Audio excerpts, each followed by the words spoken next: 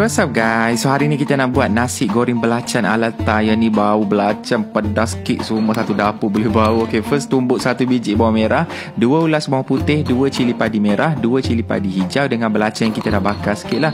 Tumbuk sampai lumat, tengok dia punya tekstur. Sangat cantik. Okay, first gorengkan sebiji telur.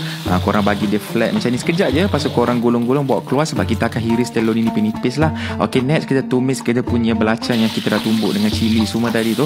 Yang ni bau dia satu dapur boleh bau masuk hidung. Aku sampai terbersih beberapa kali time goreng ni. And dia masukkan nasi putih, gaul. And dia masukkan setengah sudu sos tiram, 1 sudu kicap manis, garam sikit dengan serbuk perasa semua tu lah.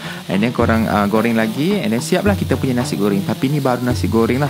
Nak makan macam ni boleh, tapi kita nak bagi lagi sedap. Sabar lu. Kita tumiskan 1 biji bawang merah, 2 ulas bawang putih, masukkan isi ayam. And then korang tumis sekejap. And then masukkan air sebab kita nak bagi dia berkuah sikit lah. Lepas tu masukkan setengah sudu sos tiram, 1 sudu kicap manis, setengah sudu kicap pekat dengan setengah sudu sos ikan. Lepas tu masukkan serbuk perasa sikit je. And then masukkan gula sebab dia kena ada rasa manis sikit. Sedap lah yang ni. And then masukkan air tepung jagung untuk bagi dia pekat. Kacau-kacau. Siap lah kita punya ayam kita tumis berkuah ni. And then korang boleh hidangkan dengan kacang panjang, bawang merah, cili padi. Letakkan telur yang kita dah goreng tadi tu. Lepas tu masukkan ayam dia kat tepi. And siap lah kita punya nasi goreng belacan ala Thai. Rasa dia sangatlah pedas, sangat kick. Bau belacan semua memang semerbak satu dapur. Korang kena try kat rumah. Okay, selamat mencuba.